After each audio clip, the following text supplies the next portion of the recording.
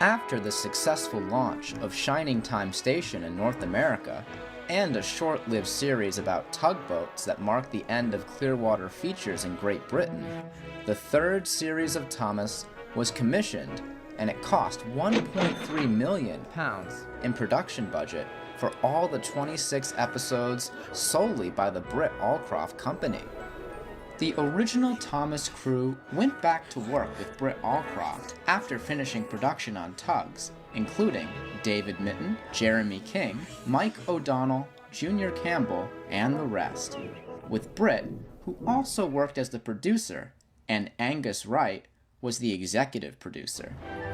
Most of the crew returned, except for Robert D. Cardona, who had left Great Britain to reside in Canada in 1990 after working on tugs with David Mitton. Whilst residing there, Robert directed several episodes for Theodore Tugboat and provided footage from tugs for Salty's Lighthouse. While Thomas the Tank Engine and Friends remained true to its roots, there were a few changes, including the storyteller. Since Ringo Starr had left the show, George Carlin took over his role as the narrator for American audiences. While Michael Angelis also filled Ringo's shoes in the UK and pre-recorded the first 16 episodes of the third series, which were released on home video before its initial broadcast on ITV in 1991. "Careful, Thomas," called his driver, but it was too late.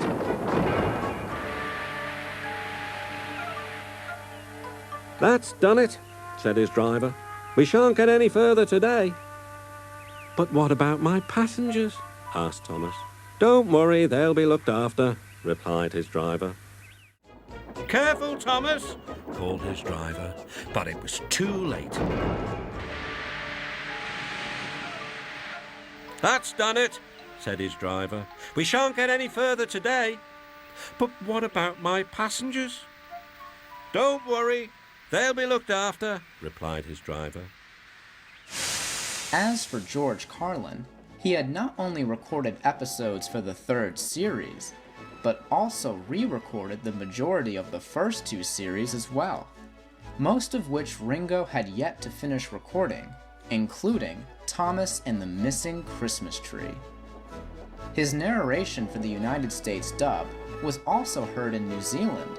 This marked the first season to have narrators in separate English countries. Thomas the Tank Engine was feeling bright and cheerful. It was a splendid day. "Good morning," he whistled to some cows, but the cows didn't reply. "Never mind," said Thomas. "They're busy with their breakfast." Next, he saw Bertie. "Hello, Bertie. Care for a race today?" But all Bertie could say was, "Ouch! That's another hole in the road." "I'm sorry, Bertie," smiled Thomas. As of the third series to the seventh, the EMU Proteus 2 Orchestral was used to create music, with the exception of some ditties that were made with the Roland Jupiter 6 synthesizer. This is also the last time the end credits used a still from the final shot of 16 episodes of the third series, well, only on VHS, that is. As of the television broadcast and future home video releases, the credits rolled alongside a still image of Thomas for the first time. When the third series eventually made its initial debut in the UK in 1992, the surprising thing was Wilbert, the creator of Thomas himself, was disappointed and unimpressed with the majority of the third series. He felt the way stories were written had no longer been read like an Awdry story at all, and if that wasn't enough, his criticism on Brit's activity made headlines like "TV wrecked my Thomas" and "New Thomas series is on the wrong track." Some of them are based rather loosely on my stories, but they're so obsessed with the popularity of Thomas that they have what I can only call crane-shunted Thomas to all sorts of unlikely places in order to get him into or force him into a particular story. Whether the story was written with Thomas in mind or not. He even showed great disdain towards a whimsical episode featuring Henry the Green Engine for its lack of reality, including a critical flaw. Henry the Green Engine has lived on the island of Sodor for many years. He wouldn't want to be anywhere else. He likes every part of it, from the fields filled with flowers to the white sandy beaches. But there is one place that Henry always enjoyed visiting more than any other. His driver knew this too. "Come on, Henry," he would say. "We've made good time today. We'll stop for a while by the forest." What responsible driver would stop as if he was in a roadside lay-by?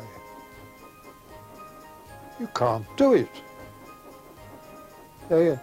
They've shown a lamentable ignorance of Rule 55. All of this commotion had ultimately caused things to cool between the Awdry family and the TV producers, as Britt defended the decision by stating that it was her first responsibility to devise new stories to the audience of the highest standard that they can expect, without coming across as cold-hearted, of course.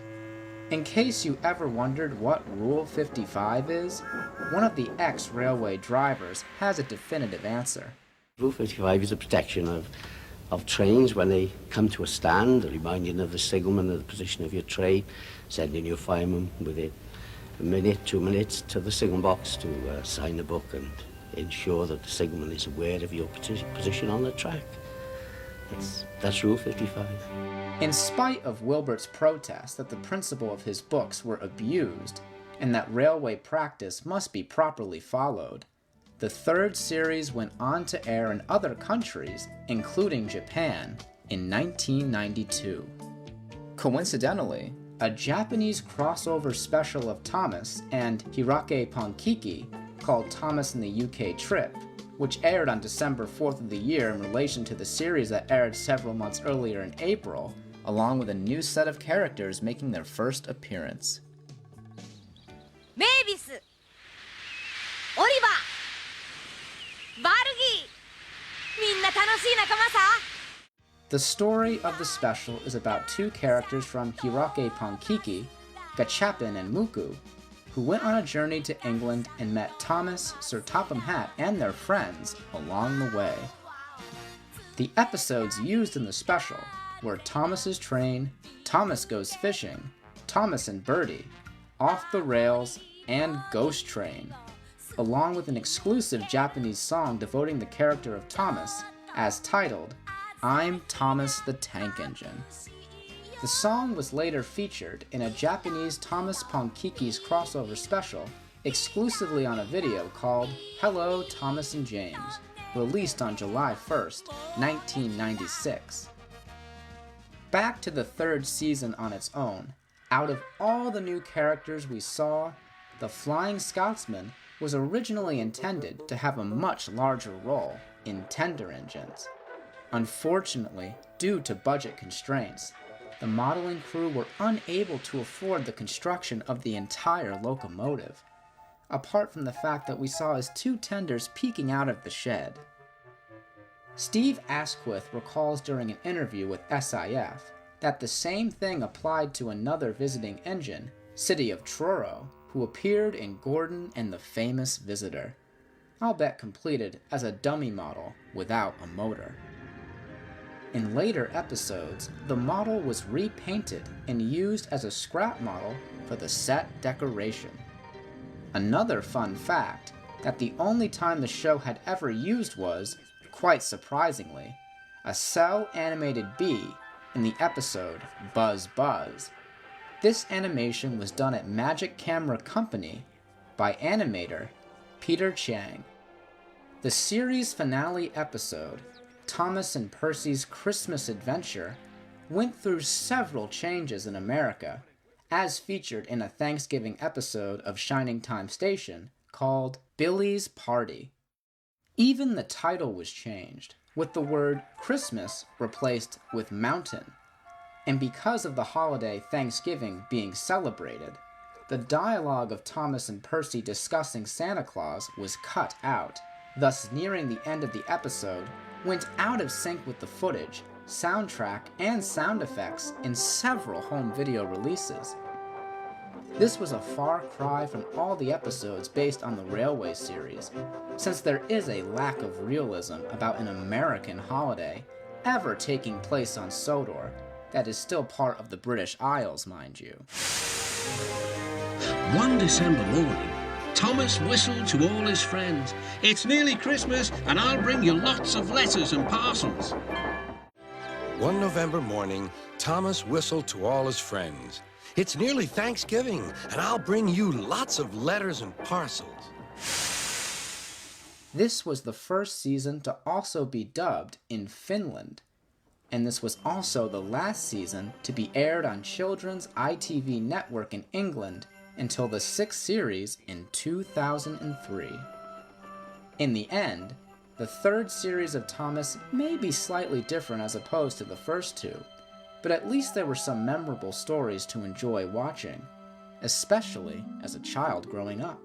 In other words, a really good step from both Britt and David themselves, even if the stories were either completely original or rather loosely adapted from the books. An underestimated season, I might add. As for Wilbert Awdry, let's just say this was not going to be a good one.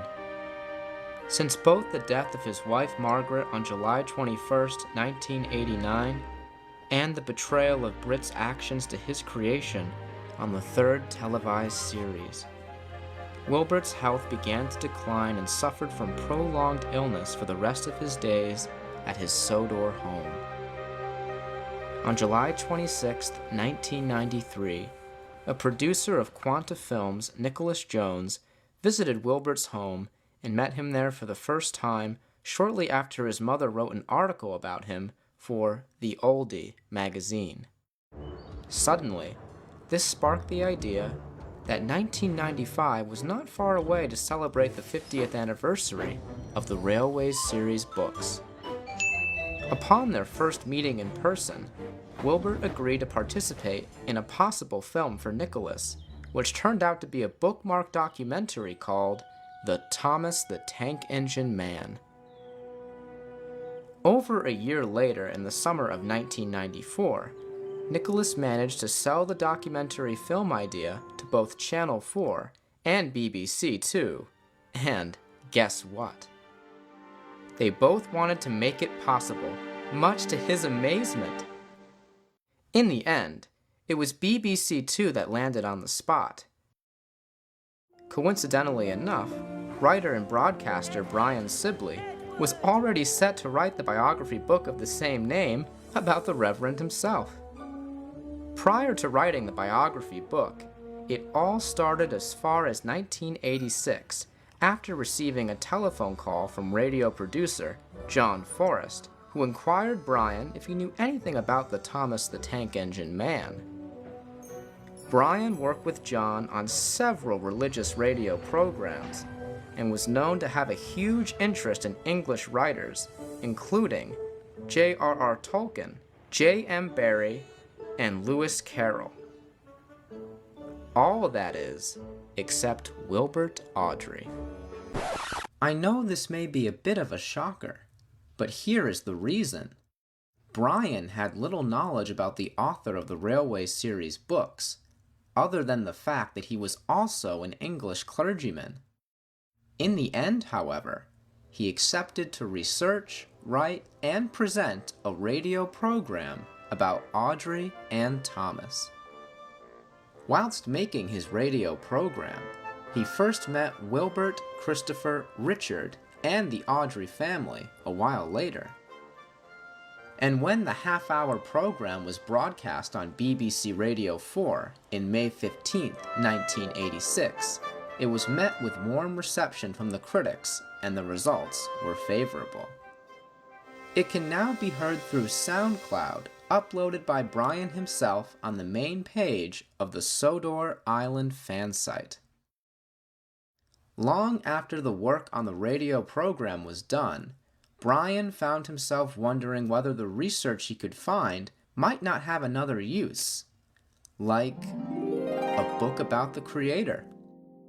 Several years later, in 1993, after discussions with various publishers, followed by 5 years of silence, Rosemary Debnam of Reed Children's Books decided that, with the 50th anniversary fast approaching, the time at last had come for Brian to start on the biography. It began with another delightful conversation with Wilbert at his 82nd birthday lunch.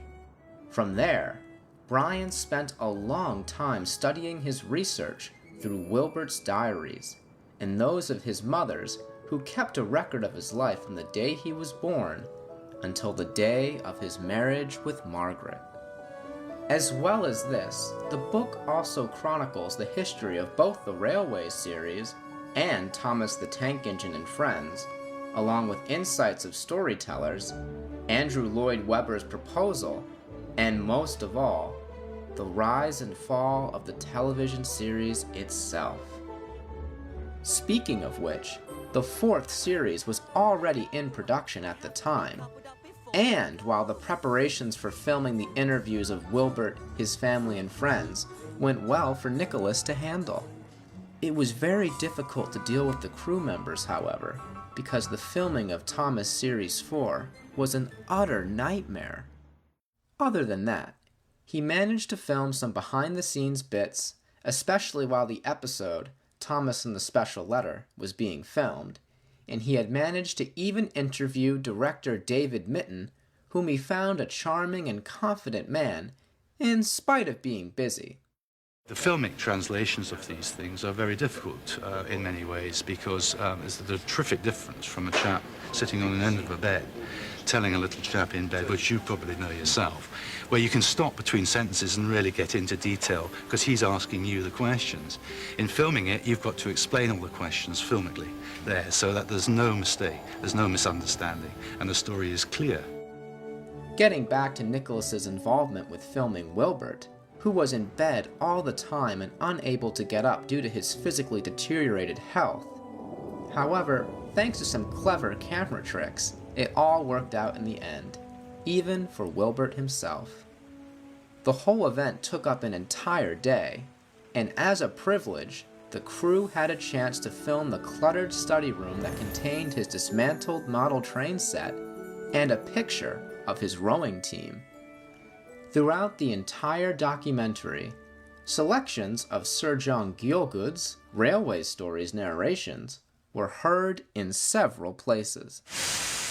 The engine's name was Henry. His driver and fireman argued with him, but he would not move. "The rain will spoil my lovely green paint and red stripes," he said. The guard blew his whistle till he had no more breath and waved his flags till his arms ached, but Henry still stayed in the tunnel and blew steam at him. "I'm not going to spoil my lovely green paint and red stripes for you," he said rudely. The big celebration came in 1995, and when the documentary was shown on BBC Two on February 25th of that year, it was a great start when the fans were given the glimpse of the early days of the Railway series and the insights of the TV series out of everything else was shown. Several months later, the 39th volume of the Railway series was published under the title of Thomas and the Fat Controller's Engines by Christopher Awdry to celebrate the occasion. The working title was originally The Fat Controller's Engines, but the publishers insisted to add Thomas's name to link it at the last minute. Back to the 4th series of Thomas, it was first released straight to video, with the first 8 episodes called Rock and Roll and Other Stories, on November 7, 1994. As before with the previous series, Angelus's early narration drafts were heard, which include some of his breathing noises. "We want to find Duke," they said, "and make him happy again. Maps lay everywhere. If we follow the old line shown here on the map," they said, "we'll travel north of the village and then into the mountains. And look, there's a sign for the old station. If Duke's anywhere, he's there. Minor changes were afoot to the said video after the 1995 VHS release of Thomas and Stepney and Other Stories. The episodes were then shown in a random shuffle in a UK satellite channel called Cartoon Network. The chance for trickery had come. Faster! Faster, they yelled. No, no, wailed the empty trucks. It's Peter Sam. But it was no use. Hurrah, hurrah, roared the trucks. Peter Sam shut his eyes.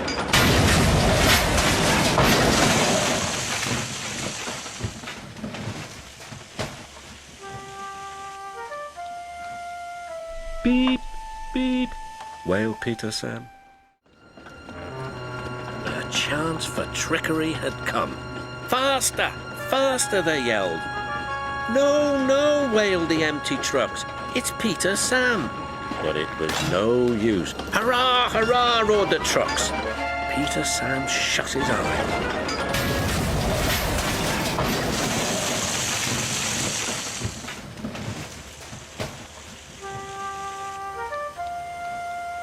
Beep, beep, wailed Peter Sam. What's so fascinating about the fourth series is that the first 15 episodes focused on the narrow gauge engines, who made their first television appearance, including the only appearance of Duke the Lost Engine, and Sir Handel, who never appeared in further seasons until the 10th series, that is, when Sir Handel returned. The series also introduced further characters to date, including Caroline the Car, the Diesel, Nancy, Stepney the Bluebell Engine, Scruffy the Troublesome Truck, and Bulstrode the Barge. For the music, Proteus Ultra was added to compose the pieces alongside the EMU Proteus 2 orchestral. This appeared that the Railway series had not only reached a milestone in 1995, for Thomas and the Special Letter marked the milestone as the 100th episode of the series overall. So what was it all about? This is the story where it's Fat Controller's engines, where actually all the major engines are all going off to London to a big show for all the kids. Overall, the fourth series did much better than what the previous season had done as a result, featuring a mix of Wilbert and Christopher Awdry's stories to be adapted for television, including ones of Duke the Lost Engine and Stepney the Bluebell Engine. Well, nearly everything. There was one episode that was clearly not adapted from one of the Railway series stories, which was Rusty to the Rescue. This is without a doubt a stark contrast to Bluebells of England in comparison, because the representatives of the Bluebell Railway are the ones who really saved Stepney from his fate, not a brave little Diesel. But I digress. In spite of contrast and the lack of realism, the episode showed us one of the most memorable scenes in the show's history, even for those who grew up with it. I mean, look at that moon. Look at that. This is just set dressing, you know, like what they made it beautiful. That moon, though. Okay, I promised I would digress. Wilbert also served as the technical consultant throughout the series for Brit. Sadly, though, this marked the final production to feature the Railway series stories to be adapted for television episodes. Or so we thought. And finally, to conclude the 50th anniversary, Brian Sibley's The Thomas the Tank Engine Man was published by Heinemann on October 4th, 1995, and launched with a special party at the Station Hotel in Charing Cross, London, with additional help from Johnny Morris. Later, he headed off to King's Cross, with everyone present, where he named a Great Northeastern Railway engine under the name of Reverend W. Awdry. Much to everyone's surprise, the engine itself was in fact a Class 91 electric locomotive. Nevertheless, it handled the passenger services faithfully to the railway until 2007, where all the names of the locomotives, including Reverend W. Awdry, were stripped off after GNER lost its franchise to National Express. This book was dedicated to the memory of both Wilbert's late wife, Margaret, and his younger brother, George Awdry, who passed away on October 27, 1994, while the book was being written. Back to 1992, when the idea for sing-along songs was materialized during the third season by Britt Allcroft, thus the first song, Thomas We Love You, also known to American audiences as Thomas's Anthem, was made a year later and featured on Percy's Ghostly Trick video in America. During the fourth series, Mike O'Donnell and Junior Campbell went on to provide 8 more songs, which were mainly sung by children. There were some songs that were devoted to the characters, like Terence the Tractor and Toby the Tram Engine. All the songs were first heard throughout the story of Thomas and the Best Kept Station on audio cassette, released in 1993 and narrated by Michael Angelis. Later, 7 songs were made into music videos, excluding Rules and Regulations and That's What Friends Are For, which can only be heard on audio releases.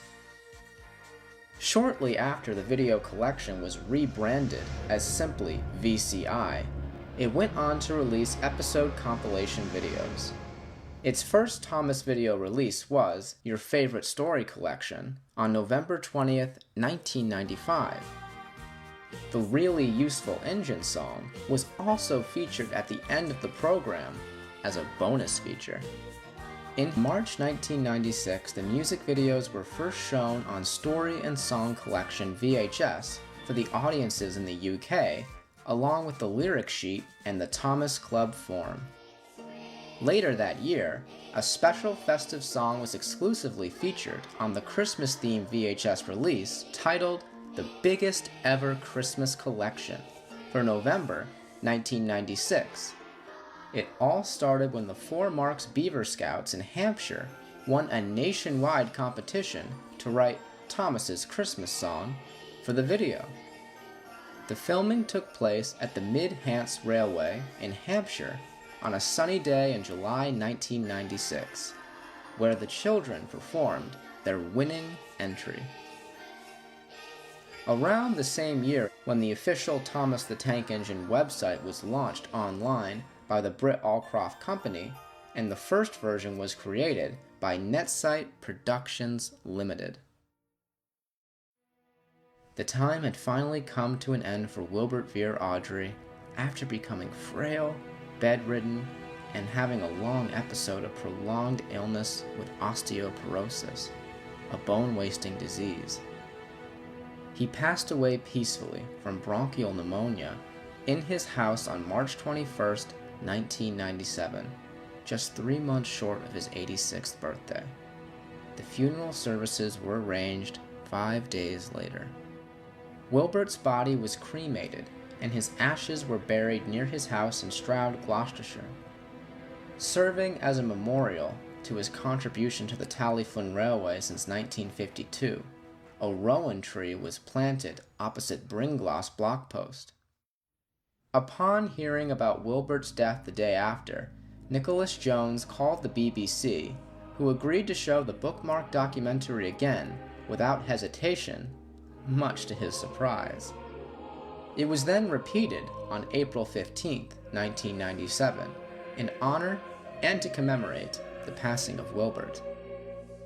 Even Brian Sibley was saddened by the news, and on the same day Nicholas rang the BBC to broadcast the documentary, Brian wrote an obituary article for Wilbert, published by The Independent. A few months later at Gloucester Cathedral, on September 16th, there was a memorial service conducted by Canon Roger Gray, where family members and friends of Wilbert all attended, along with other attendants who were also invited. It had a visiting choir, who did the chorus of Evensong, a sermon delivered by Alan T. Condy, and most importantly, Brian Sibley read an extract from the book of Thomas the Tank Engine, which was one of the greatest honors he ever had. The Reverend John Yates, former Bishop of Gloucester, drew a parallel between Wilbert and the Railway series, and I quote, "Just as Thomas strove to be a really useful engine, so Wilbert passes into immortality as one of God's really useful priests and servants." He was not overcome by the glamour of being a famous author, or deflected from his dedication to the priesthood. He never wavered in his basic biblical and simple faith. Unquote. Christopher Awdry and Veronica Chambers read the lessons, and Hilary Fortnum led the prayers of intercession. The year after Wilbert's passing, a fine memorial stained glass window measuring 12 by 5 feet was made by Alfred Fisher, who had worked with the Reverend Awdry on the design, and featured Thomas being put in the shed on the right side base, and a familiar figure could be seen closing the door. The left side base of the glass features a rather stylized rendering of the Awdry family, at the same time the stories were written. Sadly, Wilbert was unable to see the finished design of the glass window, as it was also dedicated to both him and Margaret Awdry in memory. It can still be found as part of the memorial window at St. Mary Magdalene in Rodborough today. Prior to his passing in 1996, Wilbert was awarded an Order of the British Empire and the Queen's New Year's Honours List in recognition of both his work as a children's author and his contribution to the preservation of England's steam railway heritage. Unfortunately, due to his failing health, he was unable to attend Buckingham Palace for his honor. On the plus side, though, on February 26th, the honor was presented at the back bedroom of Sodor in Stroud by Henry Ellis, former Lord Lieutenant of Gloucestershire. Meanwhile, at the Dean Forest Railway, volunteers were delighted by the news of an honor to their president. During the New Year holiday season, the visitors discovered that the boiler of Wilbert, the Hunslet saddle tank engine, had been amended with OBE written in chalk letters on its nameplate. A few years later, in 2000, Wilbert posthumously entered the top 20 and earned 13th place on the top 50 list in the Railway magazine's Great Railway Personalities in the New Millennium.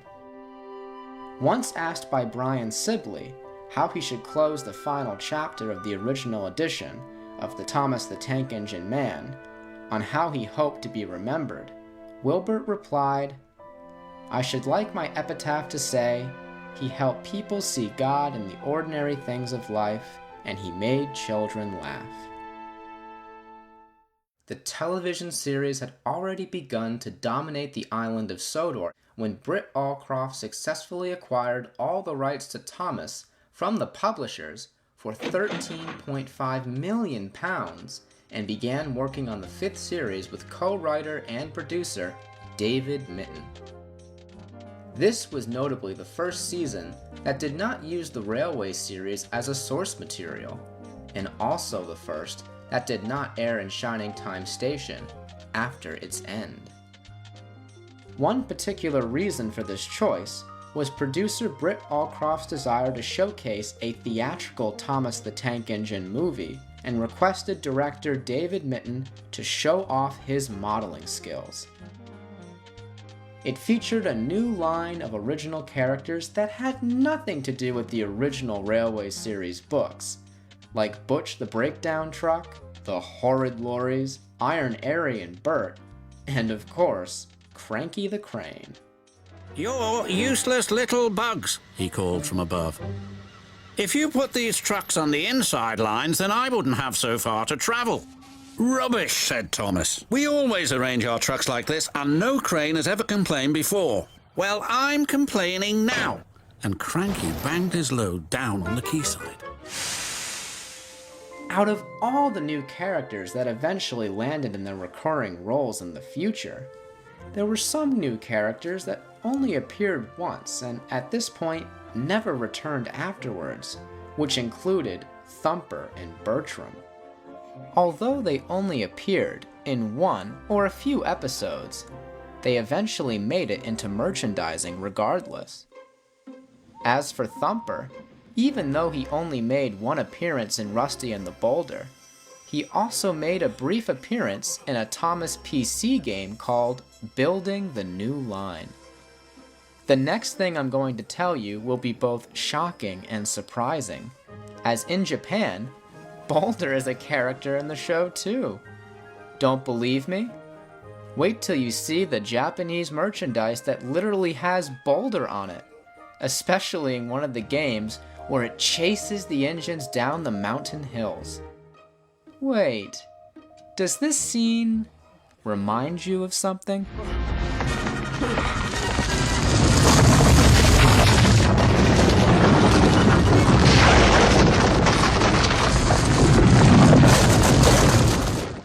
In the United States, after George Carlin departed to focus on his stand-up comedy and movie career, Hollywood actor Alec Baldwin stepped in to fill in his shoes as the storyteller.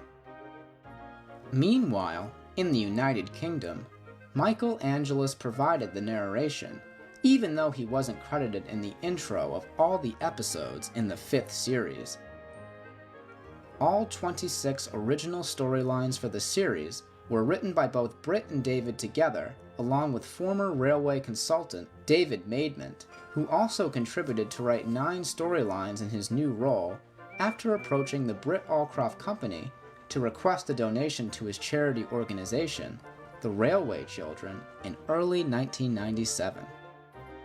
What's interesting about Maidment's work was to write episodes based on true railway stories, most of which include A Better View for Gordon, where Gordon's crash at the new Kirk Ronan station was inspired by the Montparnasse derailment on October 22, 1895, that Maidment went to see on his visit to Shepperton's studio during the shooting of the particular scene by invitation. James and the Trouble with Trees was inspired from a story where a tree slid down the slope and stood upright in the middle of the line between Ebbw and Albertville stations. Doesn't that remind you of something else? Was inspired by a story involving the best kept station competition and a terrifying ram that occurred in one of the Maidment's derelict closed stations in Lanhilleth, while Busy Going Backwards was inspired from several runaway trains in the Tondu Valleys. Failed attempts of the new D95XX Paxman diesels to bank trams up the Ebbw Vale becomes the story of Derek and his teething troubles. And the Royal Train incident with the Queen's bath splashing about was converted into Gordon and the Gremlin, with the Fat Controller's mother, Dowager Hat, and her Dalmatian, Gremlin. For Maidment's hard work for the Britt Allcroft Company as the railway consultant, they donated £10,000 to the charity. While this was David Maidment's first and only season as the railway consultant and writer, the 5th series marked the last contribution of Angus Wright as the executive producer, before stepping into retirement and moving to France thereafter, while it was also the last season for Britt Allcroft as writer and producer. Furthermore, as of this season and up to the 12th series, the brake sound effect as heard from The Train movie was used when the engines applied their brakes. His driver reduced steam and braked hard.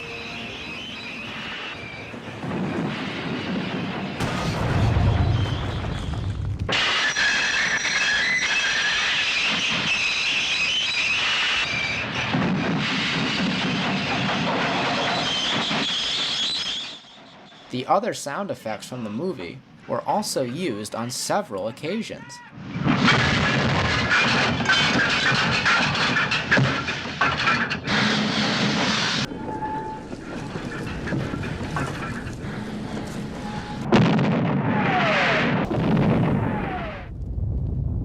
Speaking of sounds, this is the only time when the series ever used the Dolby surround sound technique, thus resulting in the absence of some music and sound effects in either version. Like in Lady Hat's Birthday Party, for instance, there was one piece of music that was not heard in the UK dub, whereas it was present in the American and Japanese dubs. Just then, he heard Caroline. I have to attend my wife's birthday party and I cannot be late. Please give me a lift. I'll try, sir. But Caroline didn't like going fast. I'm hot. My engine will overheat. And it did. Told you so, said Caroline sadly. Bother, bother. Just then he heard Caroline. I have to attend my wife's birthday party and I cannot be late. Please give me a lift. I'll try, sir. But Caroline didn't like going fast. I'm hot. My engine will overheat. And it did. Told you so, said Caroline sadly. Bother, bother. As an added bonus, this was the first season to use a rendition of the music from the William Tell Overture. For instance, in the episode Busy Going Backwards, the William Tell Overture was heard while Toad the brake van rolled down the hill with some trucks. This rendition piece was also used in 2 further episodes, Thomas the Jet Engine from the 6th season, and Rheneas and the Roller Coaster in the 7th season. As of this season, Mike O'Donnell and Junior Campbell used Proteus 2000 for the first time to compose music pieces. As for the songs in the 5th series, all of which were first heard in another audiobook cassette story in the UK called Surprise Adventures, with narration provided by Michael Angelis and later made into music videos, including Sir Topham Hatt, Sir Topham Hatt, he's the head of the railway, there is no doubt about that. Control Percy's Seaside Trip, seaside, we're off to the seaside. Ice cream cones, candy floss on your nose. Night Train, See how the night sky glows. See the light on the night train, the fire glow from the night train. On down the line he goes. Ooh, on down the line he goes. and Harold the Helicopter. So look to the skies, should danger arise. Look to the skies, for Harold will be there. There was even a song about Donald's duck, based on the original lyrical idea by none other than David Mitton. And boy, was he ever so creative with ideas like this one. She makes me so happy with her little ways. So happy, it's true. Now everyone calls her Donald's duck, but they call her Macaroon. And during the new millennium, all the Thomas music videos from both the 4th and 5th series, barring Night Train and Donald's Duck, were shown in an exclusive VHS called Sing Along with Thomas for the fans in the United Kingdom. Back to the 5th series, when it was first broadcast on television in 1998, it was like a thrilling roller coaster ride. And if you know roller coasters, it could remind you of Thorpe Park, Drayton Manor, or any other theme park for that matter.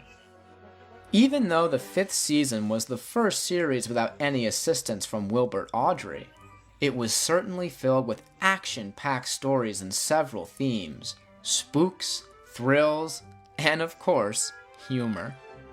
As for Alec Baldwin's storytelling role, even if there was a lack of enthusiasm compared to what Carlin had done, he even provided a few laughs along the way. Honestly, he does deserve credit for that, eh? I can't! Called cranky. It's been like this all day. Woo! Oh no. Ha! Wow, stupid bird. Well, thank you, my dear. I knew this was my special birthday party, but I didn't know it was fancy dress. Whoa! Whoa! Whoa! Ha ha! Rubbish! Hurry! Oh, help! Surprise, surprise! Catch us if you can! Oh, no! Oh, please. Oh, no! Help! Come on! Come on! Push harder, you silly diesel! Go away! Help me, please! Prior to the 5th series' initial broadcast, VCI released the double video sets of the complete first series. By 2002, all 130 episodes and 5 seasons of Thomas were released on video, and later on DVD in 2004 as part of the Classic Collection sets. Even with Wilbert gone, the legacy of Thomas still continues to grow to this very day, especially when the world had its first Thomas theme park opened on July 1998 at Fuji-Q Highland Park in Japan, named Thomasland. Around the same year back in Great Britain, Virgin Airship and Balloon Company Limited made a huge hot air balloon of the iconic character himself for the Balloon Fiesta in Bristol as part of the special shapes category. Since 2003, however, the Thomas balloon went out of service, probably for a new coat of paint. A year later in 1999, the show was once again nominated by BAFTA in the Children's Preschool category, along with Bob the Builder, The Animal Shelf, and Tech the Tractor, or Tech Wyn Yi Tractor in Welsh. The real winner, though, was the latter show, as you can see here. Tech-Wyn beep beep, Tech-Wyn, Tech-Wyn the tractor back home. But look on the bright side. Thomas is still going strong even after the 5th series. Around the same year, a special compilation VHS was released by Anchor Bay Entertainment with 10 selected episodes chosen by fans on September 14th, 1999 to celebrate 10 years since Thomas made his American appearance through Shining Time Station. The filming for the VHS program took place at the Day Out with Thomas event in Strasburg Railroad, Pennsylvania, featuring interviews with children who would tell stories of their favorite episodes and characters. Since the popularity of 10 Years of Thomas that is currently available on DVD and digital download, the program eventually won a Parents' Choice Award. Later that year, Britt Allcroft produced Storytime with Thomas, which broadcast on Fox Family Channel. The show consisted of 2 Thomas stories from the first 5 series, with a song at the start and a story from her other show, Magic Adventures of Mumphy, in between. The broadcasting ended in early 2000, with a total of 12 produced episodes. But by the late 90s, things on the island of Sodor would never be the same, especially when a feature-length movie was well underway. Things are gonna change around here, Puffball. Thomas and the Magic Railroad. Rolling into theatres everywhere, July 2000.